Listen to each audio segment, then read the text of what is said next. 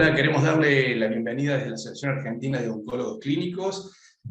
Soy el doctor Sergio Rodríguez, de la provincia de Córdoba, y ahora les voy a presentar a mi compañero, a mi colega Marcos Flores, de la ciudad de Mar del Plata. Bueno, buenos días a todos.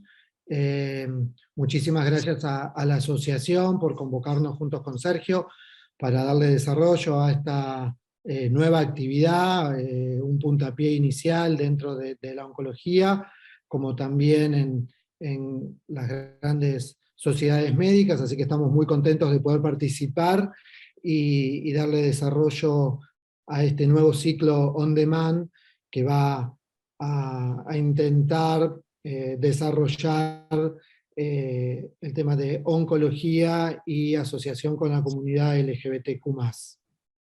Nosotros hemos visto y todos podemos observar que a medida que avanza la cultura, pasa el tiempo, nosotros los médicos también estamos, y los oncólogos, estamos atravesados por eso, y vamos viendo cómo en nuestro consultorio va llegando gente a la que tradicionalmente nosotros no veíamos. Gente de pronto que es un varón, pero se viste y se comporta como mujer, y se identifica como mujer, por ejemplo, ¿no? Y se nos planteó entonces, y se plantea a nivel mundial, se está planteando y se está desarrollando este desafío de cómo tratar igualitariamente a todos. Nos llegó a nosotros los oncólogos y nos pareció oportuno armar este ciclo que estamos por desarrollar en este momento. Sí, sumamente interesante y sumamente destacado, ¿no? Porque ahora vamos a poder ver que Argentina es un faro en la región y tiene una legislación muy proactiva, actualizada, y claramente que es una luz de guía para muchos otros países, donde tiene un desarrollo de los derechos humanos totalmente prioritario y que hoy nos condiciona y nos posibilita en la manera de desarrollar nuestra actividad. Y bien como dice Sergio, ¿no? A medida de que la cultura cambia, la legislación se desarrolla, las cosas se van de cierta manera masificando, y bueno, nos viene llegando a todos estas diferentes posibilidades para poder incluir de la manera correcta a un grupo de la población que años atrás posiblemente estaba aún más discriminada y tenía menos acceso a la posibilidad de asistencia, y hoy tanto en los medios públicos predominantemente, y también es momento que las instituciones privadas nos pongamos acorde a esta situación, ¿no? Y de esa manera todos los oncólogos y todos los médicos vamos a estar incluidos en esta situación y vamos a vivir estos tipos de asistencia y tenemos que estar preparados para hacerlo de la manera correcta. Los oncólogos creemos que la manera de no discriminar a nadie es estando educados, formados e informados, y estar al tanto de inclusive estudios clínicos en personas y grupos minoritarios que han sido excluidos hasta el momento. De esa manera les vamos a mostrar en 4 ciclos que van a ser a demanda, a medida que ustedes deseen progresar en el conocimiento de todos estos aspectos, y vamos a comenzar a continuación con el primero, y le doy la palabra a mi colega Marcos. Bien, bueno, cuando con Sergio nos planteamos el desarrollo de esta actividad, como bien intentábamos introducir recién, lo primero que nos tenemos que plantear es dónde estamos parados, cuál es el conocimiento que tenemos, y por supuesto que la educación y la información era prioritaria. En primera instancia, la agenda de esta actividad vamos a desarrollar diferentes aspectos, ver cuáles son las generalidades, los aspectos históricos, cómo nos definimos y cómo tenemos las diferentes circunstancias, cómo las definimos, porque muchas veces a veces necesitamos encuadrar ciertas cosas, aunque creo que el progreso de la situación es ir a la desestructura, pero todavía tenemos ciertas definiciones que reconocer. Tenemos una situación mundial y una situación local, que como decía hoy más temprano, es faro, y de la mano de esto hay situaciones legales que están claramente identificadas en nuestro país, y esto permite tener acceso a múltiples tratamientos que llevan modificaciones fisiológicas y biológicas también. Entonces, en primera instancia, nosotros nos planteamos cuáles son los aspectos históricos, ¿no? Y decir que las personas transgénero, parte de esta comunidad LGTBQ+, se caracteriza inicialmente por tener un deseo persistente de vivir y ser aceptada como miembro de la sociedad en un sexo diferente del que fue asignado al nacer. Ahora vamos a ir desarrollando un poco estos temas, ¿no? Pero la realidad trans aparece en los manuales ya en la década del 80, los manuales identificatorios de patología psiquiátrica, el DSM, y la última que fue editándose a lo largo de los años, el último del año 2013, donde ellos identifican la denominación de disforia de género. Pero utilizamos los términos inicialmente varón trans, mujer trans, para designar a quienes se identifican con dichos sexos. Eso es importante que nosotros conozcamos, ¿no? O sea, varón o mujer habla de cuál sería la autopercepción de esa persona, de ese individuo. También puede haber individuos no identificados plenamente con ninguno de los dos, o que fluctúen en el tiempo, y por eso les decía que necesitamos las definiciones, pero que cada vez vamos más hacia el camino de la desestructura, ¿no es cierto? La prevalencia de esta situación es variable, pero también son variables los registros que tenemos, ¿no?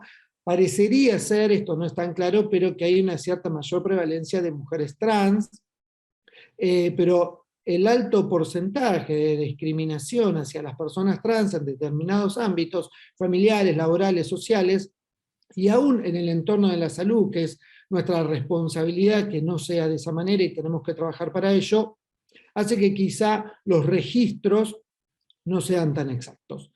Y esto se ha relacionado, digamos, hay, como dice, diversas situaciones como abandono de hogar, tratamientos autoadministrados, y por lo tanto los registros son deficientes muchas veces, mayor prevalencia de trastornos psiquiátricos acompañantes que van de la mano de la discriminación, que han ido hasta desde depresión, intentos de suicidio, y en su momento también mayor prevalencia de enfermedades infectocontagiosas y HIV, un poco por la falta de información, la falta de acceso a la educación y la falta de acceso a la asistencia de salud.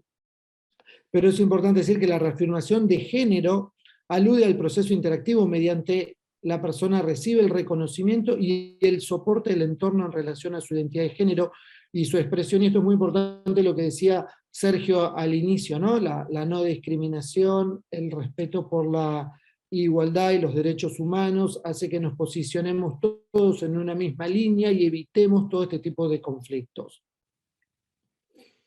Como le decía, las definiciones de la comunidad LGBTQ+, son múltiples, van hacia diferentes aspectos que vamos a desarrollar, pero tenemos homosexualidad, habla de personas gays y mujeres lesbianas, que esto habla más hacia la orientación sexual, que después vamos a desarrollar.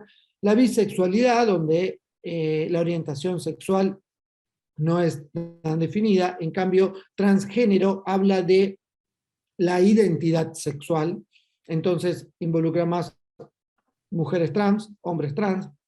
Queers habla de todos estos aspectos, los une en una sola palabra, ¿no? Que son todas estas personas que tengan diferentes identidades o diferentes diversidades sexuales y se engloban en esa palabra. El asexuado, que no se identifica, el intersexual, que varía, o el no binario, que no se identifica ni como hombre o mujer, o el fluido, que puede cambiar a lo largo del tiempo. Entonces, nosotros como debemos distinguir en primera instancia entre identidad sexual y orientación sexual. Un poco se los decía recién, pero la identidad sexual habla más de la autopercepción y la orientación sexual habla más hacia el gusto de la atracción por el sexo, principalmente al momento de las relaciones sexuales. Entonces, si vamos a hablar de identidad sexual y autopercepción, ahí tenemos diferentes aspectos, ¿no? Una cosa es el sexo asignado al nacer, que está basado generalmente en los órganos genitales externos, y es lo que identifica general profesional de la salud, y después la inscripción de esa persona. La identidad sexual, que se relaciona con la autopercepción, como decía. Las transgéneros, que cuando hay una discrepancia y la identidad sexual no se correlaciona con el sexo asignado al nacer.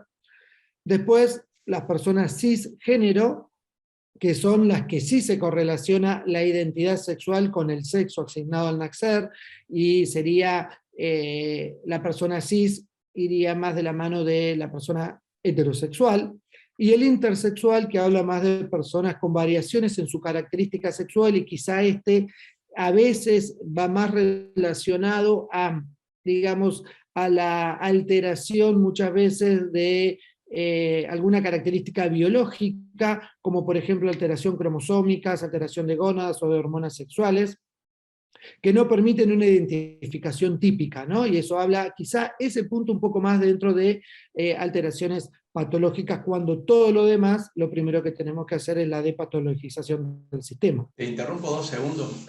Sí, por supuesto. Marcos, en realidad es para hacer un aporte con el slide anterior, si podés volverlo. Sí. Un poco para hacer una reflexión con respecto a nuestra práctica diaria. Nos sentamos en el consultorio y empezamos, y estamos varias horas atendiendo personas con un problema, que generalmente siempre es un problema de cáncer. Y fíjate vos que en las definiciones de identidades sexuales, nosotros hasta hace poco tiempo no necesitábamos saber si la persona que está enfrente, que para nosotros es una mujer, si en realidad había nacido varón.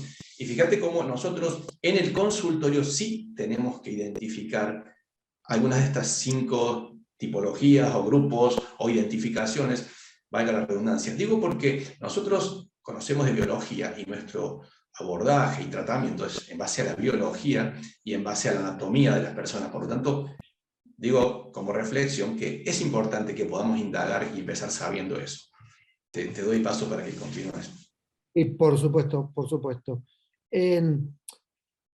Sabemos que toda persona, y importante que podamos identificar ese término, persona transgénero, se caracteriza, como decíamos hoy, porque tiene un deseo persistente de vivir y de ser aceptado como miembro de la sociedad con un sexo diferente, ¿no? ¿Por qué? Porque en la población tenemos que saber que somos todos iguales, que todos somos personas, independientemente de que nos identifiquemos como miembro de la población, como una persona heterosis, o heterosexual, y como decíamos, cuando hay congruencia entre el sexo asignado al nacer y la identificación sexual y la autopercepción, y como miembro de la comunidad LGTB, que es más amplio, ¿no es cierto? Importante, como decíamos hoy, la educación es fundamental, y la educación muchas veces va de la mano de la legislación que eso genera. Entonces la alfabetización sanitaria, venimos por la actualización de la ley en el año 2009, la ley de los derechos de los pacientes, la ley 26.529, de lo cual sabemos que tenemos artículos que son sumamente importantes, como todos los derechos a la asistencia sanitaria de manera igualitaria, de lo que habla de el derecho al saber, el derecho a no saber como paciente, ¿no es cierto? Y también saber que dentro de esto, la Argentina, como decíamos, está a la vanguardia dentro de LGTB, y era un faro en la región, y que esta misma ley, la ley del año 2009, ya en el capítulo 1 dice este párrafo que yo les describí, pero dice que la asistencia en todo paciente, prioritariamente en niños, pero que todo paciente debe ser y debe tener derecho a ser asistido, ¿no es cierto? Sin menoscabo ni distinción de ningún tipo, inclusive sexo, orientación sexual o cualquier otra condición. Y esto es importante porque la ley 17.000, la primera de asistencia médica, esto no era tan claro, ¿no es cierto? Entonces esto viene a derogar el artículo de la ley inicial de ejercicio de la medicina. La ley de salud mental, una ley al año siguiente, la ley 26.557, es una ley que generó bastantes resquemores desde todo ámbito, una ley que fue discutida, pero sabemos que una de las características que tiene es que revoca todo tipo de patologización de las identidades sexuales. Y esto lo reafirma y no lo pone como una patología psiquiátrica, que estábamos, decíamos previamente que los primeros que lo identificaron fueron los manuales, los DSM, la década del 80, que hablan de la identificación de patologías psiquiátricas. O sea que este aspecto dentro de esta ley es sumamente importante, ¿no? Y que claramente dice que en ningún caso puede hacerse diagnóstico en el campo de la salud mental sobre o base exclusiva de la elección o de la identidad sexual. Por lo tanto, y a posterior viene la ley de identidad de género, ¿no? Esta ley que nos caracteriza, nos distingue como país, como nación a nivel mundial, porque nosotros que estamos en un país que tenemos tantas deficiencias y que hay cosas que nos cuestan y que en la asistencia peleamos para tener y que a veces en países del primer mundo parece que son más fáciles de tener. Pero ahora les voy a demostrar que países del primer mundo están claramente en un desarrollo inferior en lo que es la identidad de género o en los requisitos que le solicitan a la persona para permitirle la identidad de género. Entonces, la identidad de género habla del reconocimiento del derecho y de medidas de equidad, ¿no es cierto? Esta ley 26.743, que fue sancionada y promulgada en el año 2012, reconoce la elección del sexo a partir de la autopercepción y que con ese solo requisito es suficiente. Y esto hay que recalcarlo claramente, ¿no? Y que con solo ese requisito es suficiente y que la persona debe tener derecho a diversos tratamientos, donde es fundamental, como así también dentro de la oncología, es fundamental el trabajo interdisciplinario, no solo multidisciplinario, ¿no? Interdisciplinario, donde debemos interactuar, donde endocrinólogos, urólogos, ginecólogos, psicólogos, cirujanos, son los actores principales, pero no solo limitado a ellos, ¿no? Y eso va a garantizar una inclusión verdadera y duradera de esta población que durante mucho tiempo fue relegada, porque dice en el artículo 1 de esta ley, ya dice que toda persona tiene derecho a la identidad de género, al libre desarrollo de su persona conforme a su identidad y a ser tratada de acuerdo a su identidad de género, y en particular a ser identificada de ese modo en los instrumentos que acreditan su identidad. Y esto es importante porque hoy nosotros sabemos que la identidad, con esta ley de identidad de género, una persona puede hacer el cambio de su DNI solo con la manifestación de su deseo, sin nada más de por medio, y esto es lo que nos vamos a comparar con algunos otros países. Hoy es solo un trámite que dura un solo día, una persona con una autopercepción diferente a su sexo asignado al nacer, y sea mujer trans, hombre trans, y quiera cambiar su DNI, con solo sacar un turno e ir, es un trámite de un día. No se le puede pedir ningún otro requisito, incluso para quienes no cumplieron la mayoría de edad. Entonces, esta ley de la identidad de género 2012 es una de las mejores leyes en materia de contexto de legislación comparada que nosotros tenemos acá en la Argentina. Y que en cierta manera nosotros nos tenemos que poner acorde, ¿no?, a todo esto, y como equipo de salud tenemos que estar a la altura de las circunstancias para poder brindarle a la totalidad de nuestros pacientes la calidad de atención que necesitan.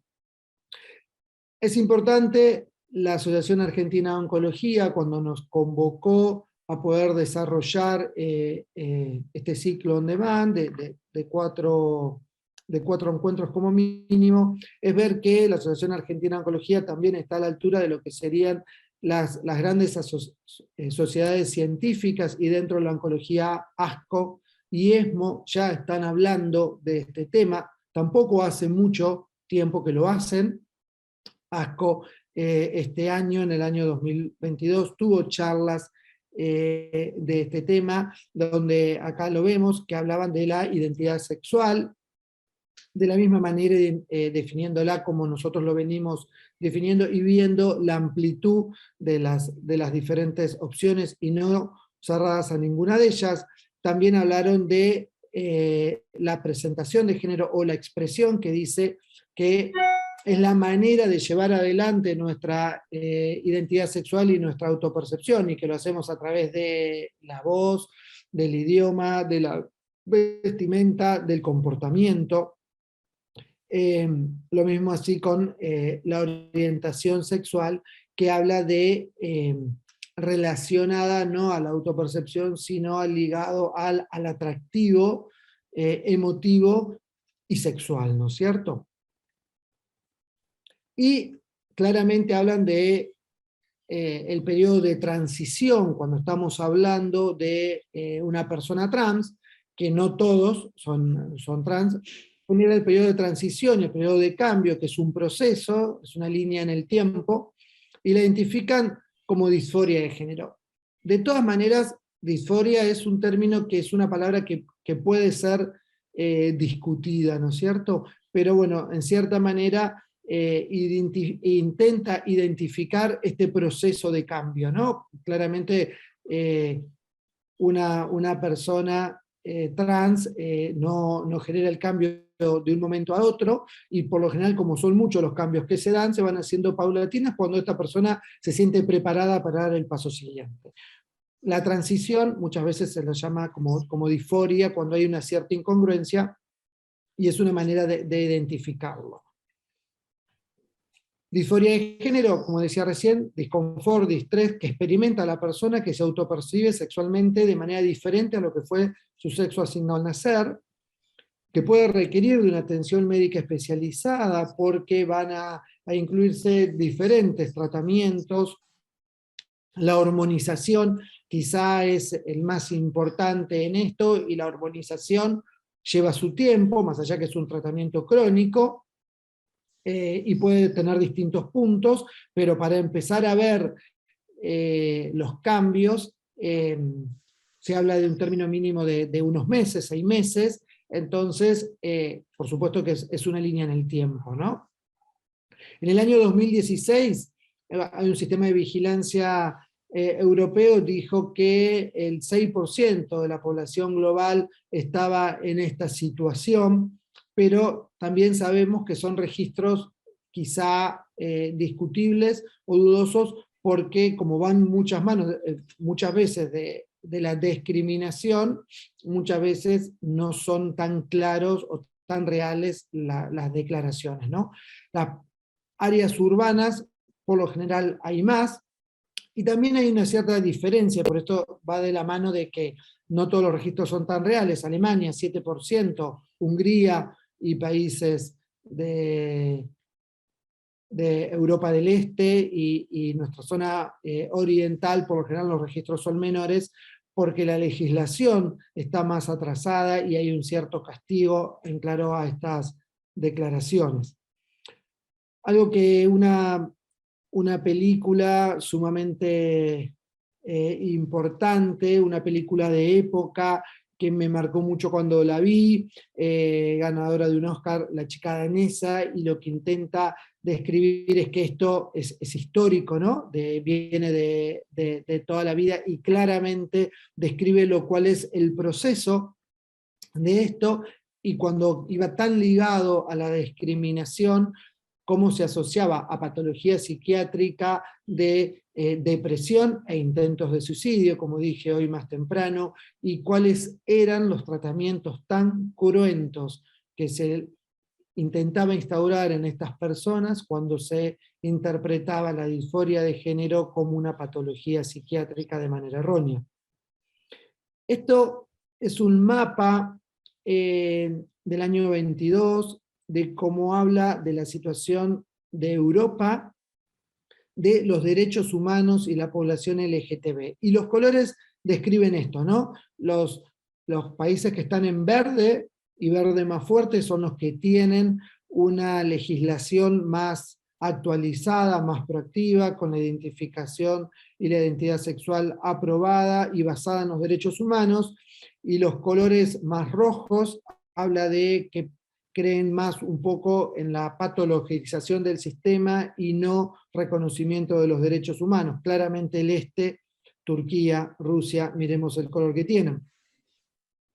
Pero si vemos una línea de tiempo, desde el año 70 ya se empezó a ver legislaciones de reconocimiento de esto, países nórdicos, Suecia y Alemania. En Italia fueron los iniciados. España, esto me sorprendió, España de 2007, yo pensé que España, que es tan proactiva en esto, iba a ser un faro más temprano, ¿no es cierto? Uruguay, año 2009. Este es un estudio de registro, también europea, de cuál es la experiencia de la población transgénero y la atención sanitaria. Y acá vemos algunos países, y vemos países del este también, y vemos cuáles son las opciones que tiene la población de asistencia. Por ejemplo, psicoterapia disponible, si no.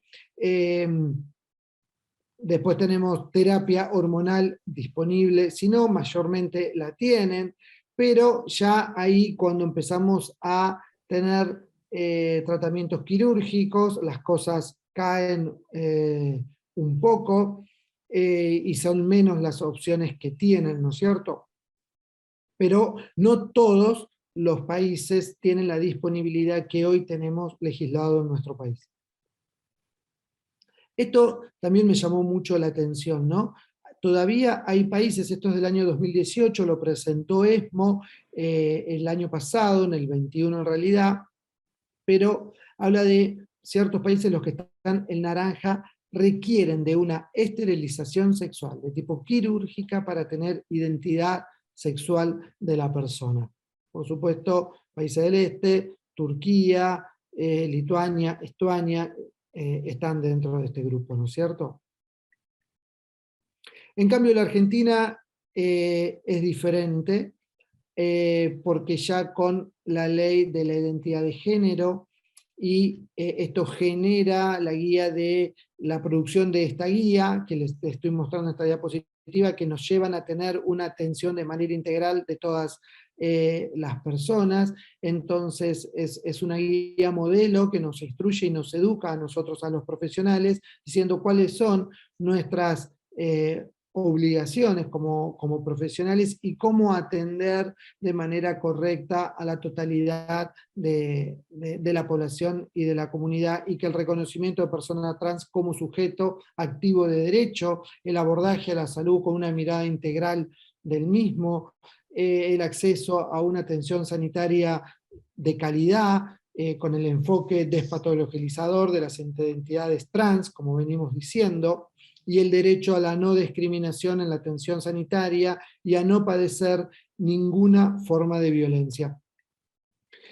Entonces, por supuesto que cuando uno le da lugar a todo esto, vienen las modificaciones biológicas y fisiológicas que se van a presentar en este tipo de pacientes, en este caso cuando lo van a requerir y van a llegar a nuestro consultorio. Y acá tenemos, ¿no?, la mujer trans. Nosotros sabemos que mujer trans, mujer es el sexo autopercibido, ¿no es cierto? Entonces los posibles cambios en la anatomía, acá nosotros tenemos el eje hipotálamo hipoficiario gonadal, sabemos nosotros los médicos lo que es el feedback negativo y cómo debemos actuar a nivel de los diferentes receptores. Por supuesto que en esto, una mujer trans, nosotros debemos bloquear en cierta manera los receptores de testosterona, y en esto tenemos que describir y decir que los receptores de testosterona tienen por lo general mayor potencia que los receptores de estrógeno. Entonces, en estas situaciones a veces necesitamos alguna maniobra más para poder ser efectivos, ¿no? Hay de diferentes maneras. Principalmente lo que nos describen los endocrinólogos, que son generalmente las personas que llevan adelante esto, es utilización de estrógeno externo. El estrógeno se puede dar de diferentes maneras. Hay gente que los utilizan en gel, los utilizan en parches o de manera inyectable.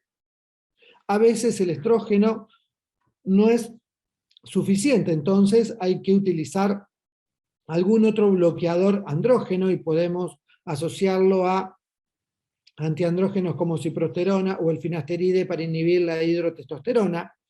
Y también quizás son los menos utilizados acá en Argentina porque quizás son muy costosos. Nosotros los oncólogos estamos acostumbrados a utilizarlos por cáncer de próstata o cáncer de mama, pacientes jóvenes, pero los análogos de GnRH, quizá en esta situación puntual, me decían y me informaban que no son quizá los más utilizados dentro de la Argentina. En el hombre trans, a veces es un poco más fácil, ¿por qué? Porque la testosterona tiene mucha potencia. Entonces, quizás solo utilizando testosterona externa es suficiente, que se puede utilizar de la misma manera, como veníamos con los estrógenos, parches, inyectables, o en gel también. Bien acá, perdón. Y después, yendo a nosotros, ¿no?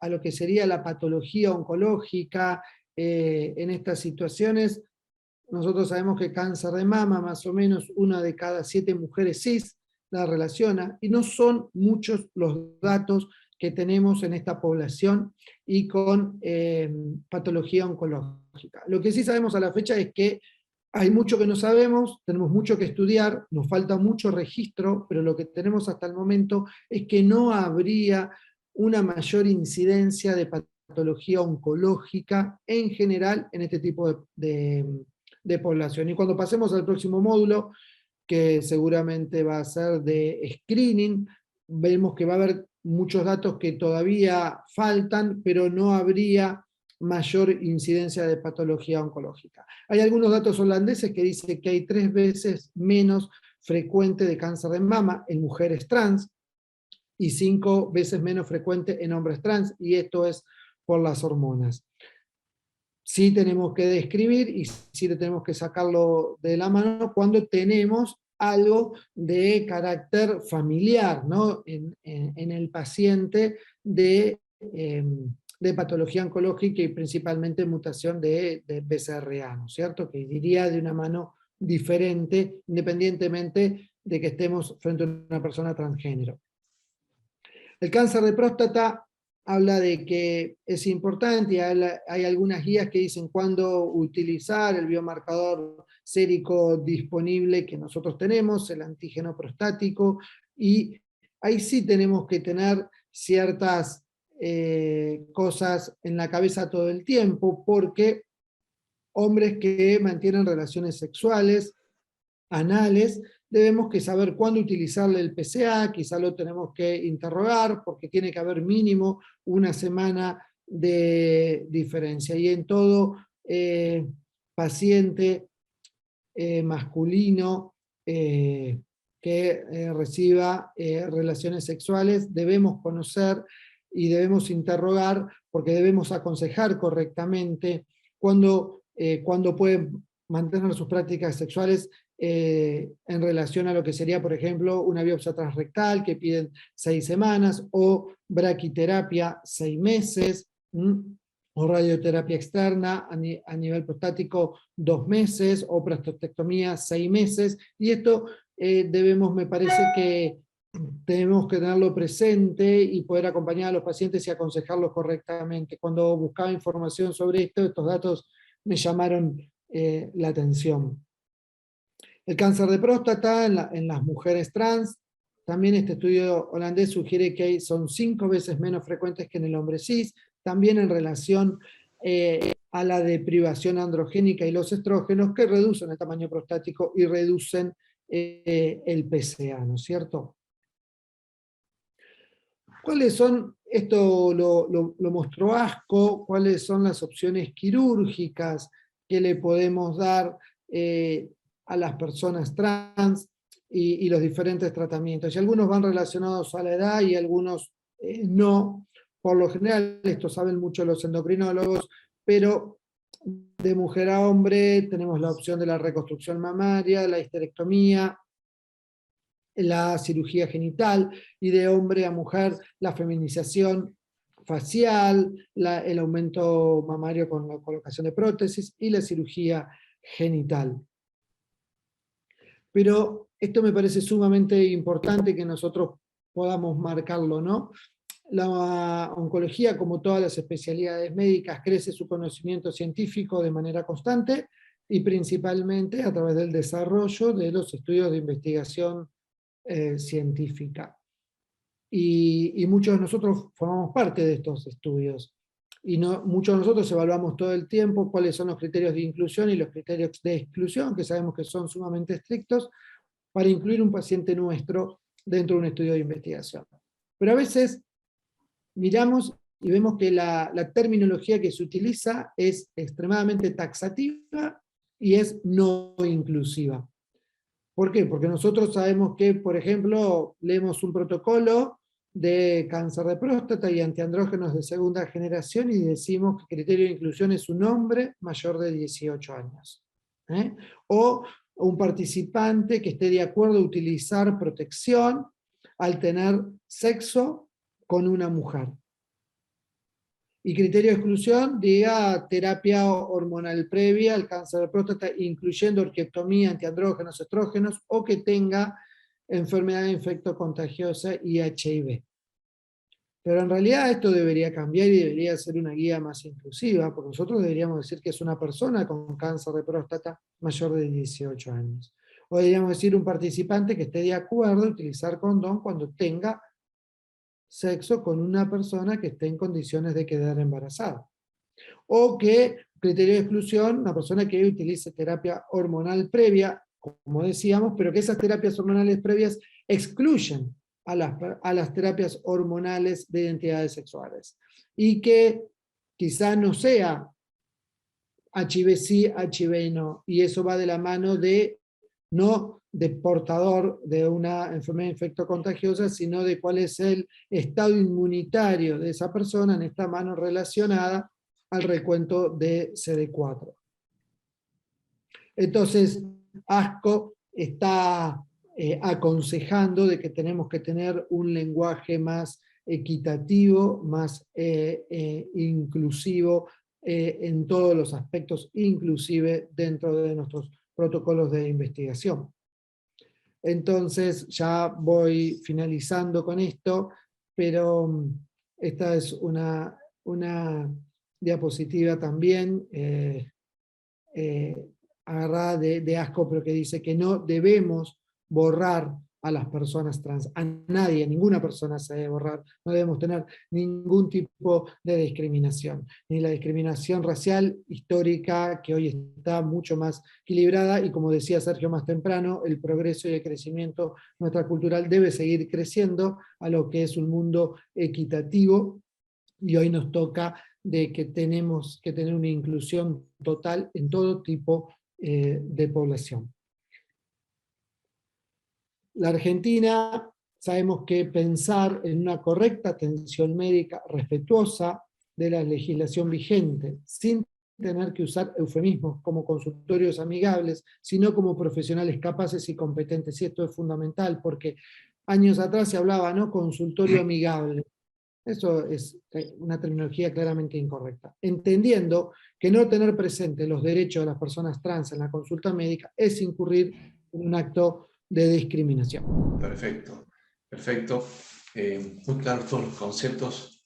Esperamos que todo el público que ha elegido ver, aprender y escuchar estos conceptos hayan podido entender. Queremos aclarar que ASCO, cuando mencionamos ASCO, es la sigla en inglés de la Sociedad Americana de Oncología Clínica. digo porque seguramente va a haber personas no médicas que estén escuchándonos y viéndonos. Está muy claro y me sensibiliza el tema a que como médicos detrás de nuestro consultorio, a veces únicamente metidos en lo biológico nosotros, sepamos que hay un respaldo para este grupo de pacientes legal, repasando, ¿no?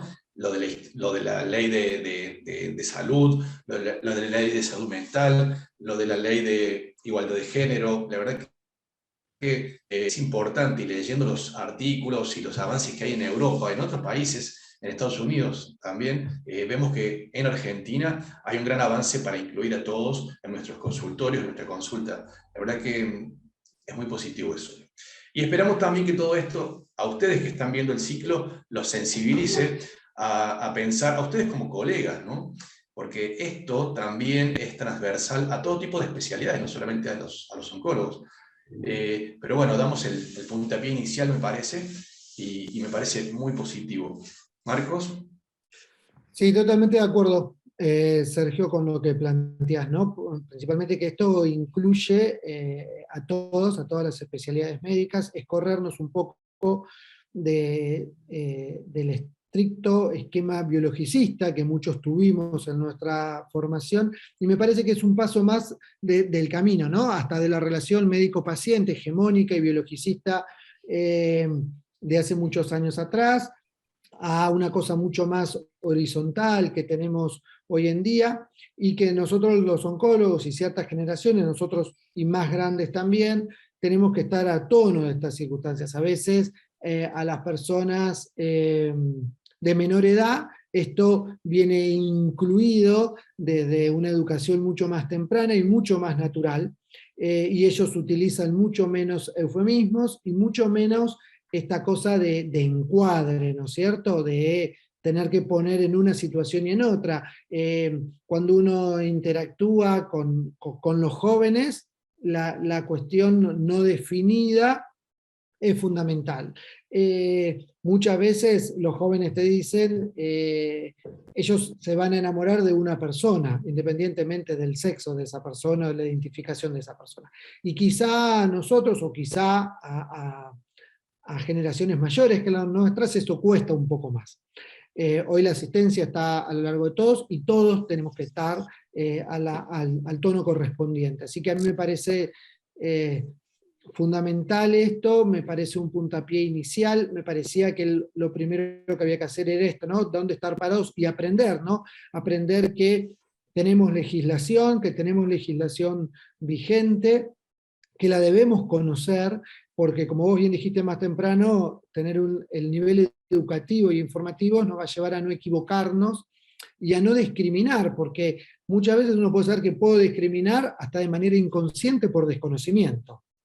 Entonces, si me informo, voy a evitar esas confusiones y esos errores que creo que no deberían ser admisibles. Así que espero que les sirva, espero que les guste, espero que nos dé esto puntapié a tener mayores encuentros, y que tengamos digamos, la mentalidad y la situación abierta para recepcionar todos estos conocimientos que son tan importantes hoy en día, ¿no es cierto?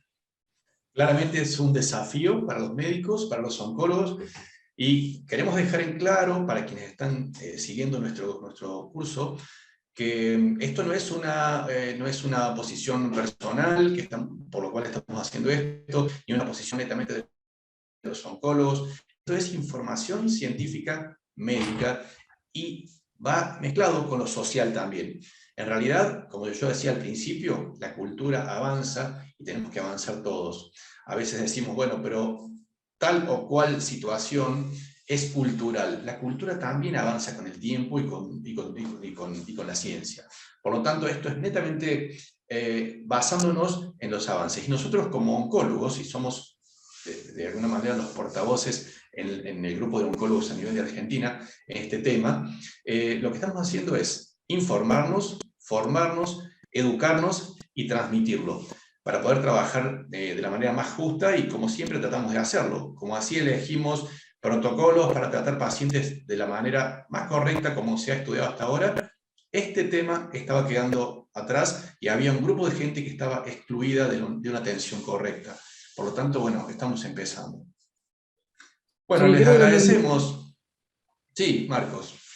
no, nada, era solo decirte que me parecía que era muy buen resumen este que vos decías, y que por supuesto que no son posiciones personales, independientemente de la posición que nosotros cada uno tengamos. Esto es información, eh, y que es información que transmitimos nosotros, pero a través de la OC, por supuesto. Agradecemos a todos, los esperamos en el segundo módulo. Les recordamos que son 4 módulos en los cuales vamos a ir recorriendo cosas interesantes con otros colegas de otras especialidades, con más información, seguramente testimonios de personas que han acudido a consultorios o de colegas que han atendido pacientes, que ya han atendido pacientes en este tipo de condiciones que hemos mencionado recién. Les agradecemos y les damos un gran saludo.